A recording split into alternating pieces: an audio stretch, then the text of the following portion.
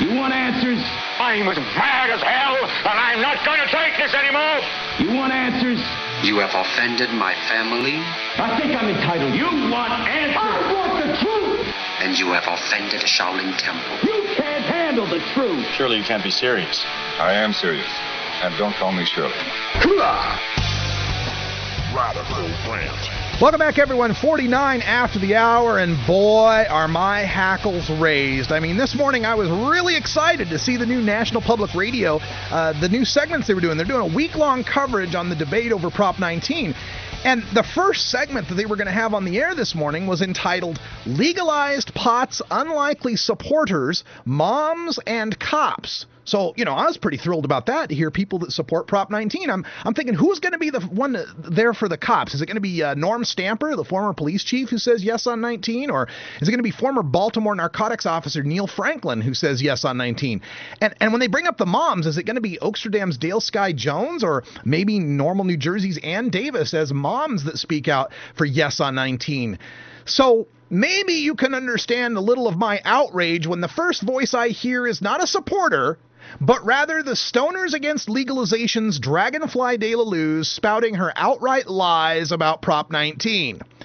Maybe you can also understand my disappointment in NPR that a segment that was 7 minutes and 48 seconds long, entitled Legalized Pot's Unlikely Supporters, Moms and Cops, would lead with its first 4 minutes and 20 seconds, really, 4 minutes and 20 seconds, with opponents of Prop 19.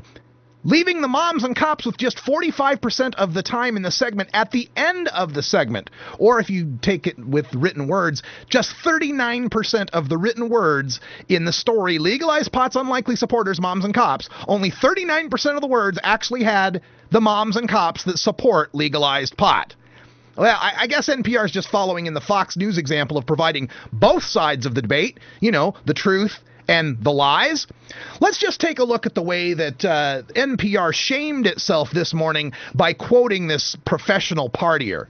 This morning, we begin a series on the issues at stake, and we'll hear from people for and against Prop 19. NPR's Mandalit Del Barco has the story. At a garden bistro in Sonoma County, Dragonfly de la Luz lights up her glass Hello Kitty pipe filled with primo California weed. My first toke of the day. Dragonfly is a marijuana connoisseur for Skunk Magazine and TV's Cannabis Planet. And I get stoned every day. Well, that makes you a qualified person to talk about, marijuana law reform and analyze the legal ins and outs of Proposition 19 and to understand how it would affect people. I suppose that's legitimate. Of course, by those standards, Jeff Spicoli could be a correspondent for NPR. Through clouds of marijuana smoke, Dragonfly explains the initiative would create more restrictions than the state already has. Californians would be able to legally possess, process, share, or transport only 1 ounce of pot, and they could only grow it in a 25-square-foot area.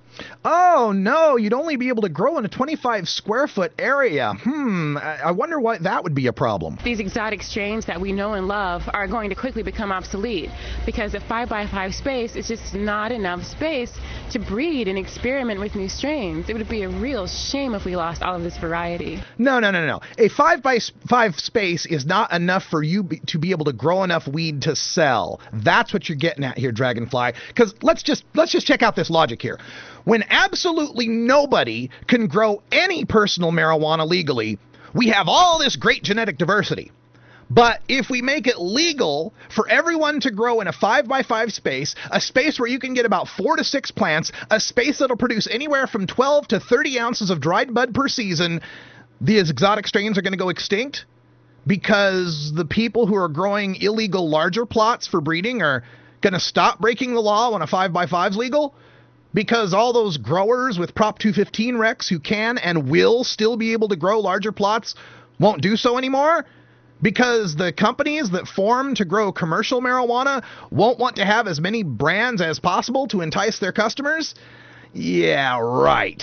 We're kind of like anti-Walmart and anti-McDonald's, so for them to try and sneak in and turn cannabis into a corporation, that's pretty disgusting. Well, first of all, existing corporations like Philip Morris and R.J. Reynolds, the tobacco companies that have been long rumored to be waiting in the wings to take over the marijuana market, can't take over the marijuana market. Marijuana after Prop 19 will still be federally illegal, and the minute any multi-state corporation touches Schedule I marijuana, the feds will have them in court to seize their assets. It's not as if government doesn't like hauling big tobacco into court, you know. Second, when some companies do begin commercial marijuana sales and production, they're regulated and controlled by the localities, not the state. So if you don't like Walmart, like many local communities don't, you can keep them out.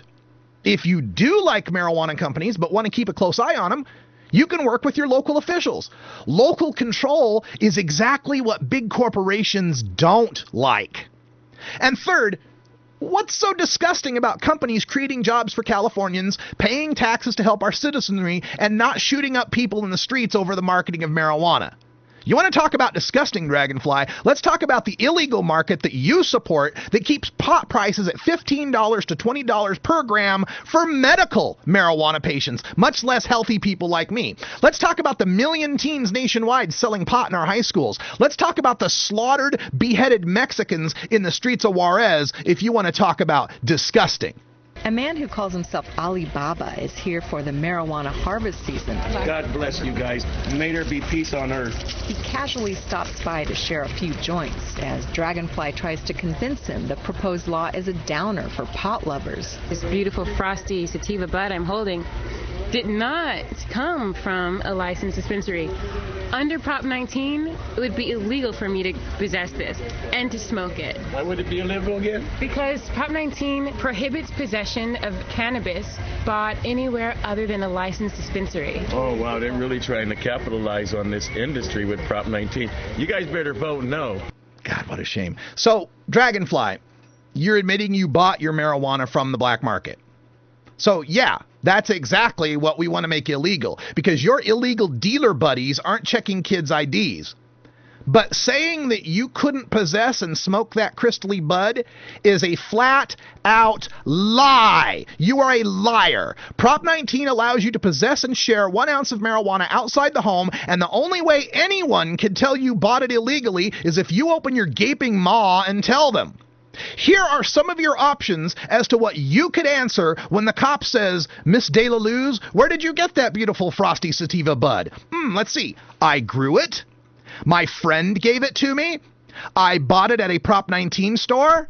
I have my Prop 215 recommendation and bought it at a dispensary. My Prop 215 recommendation, and this came from my collective.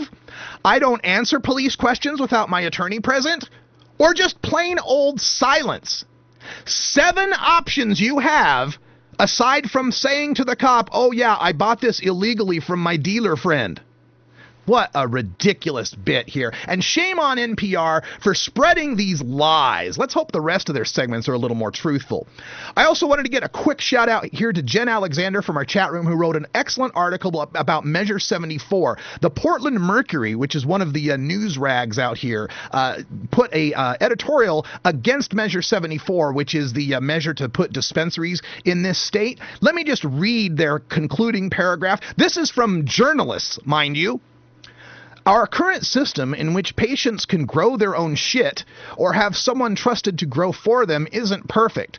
The best growers already have a full complement of patients, and with a lesser grower, it's hard to know what you'll be getting. A dispensary measure that was more explicit about testing and regulation would be more likely to win our favor. For now, vote no. Grow their own shit? That's the way you refer to medical marijuana? That's the way you refer to a medicine that has been legal in the state of Oregon for 12 years? You think this is a joke, Portland Mercury? I think the 8 companies, and I counted them, 8 companies on your back page that are doing classified advertising, the only type of advertising that's keeping you in business, like so many of these other papers that have fallen by the wayside, that have become extinct because they're losing advertising revenue. I call on all 8 of the businesses that are advertising in Portland Mercury that have anything to do with marijuana to pull their advertisement. You don't like Measure 74, that's fine. But to call our medicine shit means that you need to suffer the consequences. You don't need any more medical marijuana advertising money coming into the Portland Mercury's coffers. I have had it here with these news organizations that should know better. Portland Mercury, I can understand. But National Public Radio giving a platform to Dragonfly de la Luz, a self-anointed party girl who travels the world smoking pot and writing about it in magazines? Give me a break. You might as well have Paris Hilton on talking about ending tax cuts for the wealthy. Or you might as well have Fred Phelps from the God Hates Fags Church to come in and talk about bullying of young kids for being gay. You might as well have Lindsay Lohan come in and talk about personal responsibility. If this is what we're going to get from NPR, my support of NPR has ended today.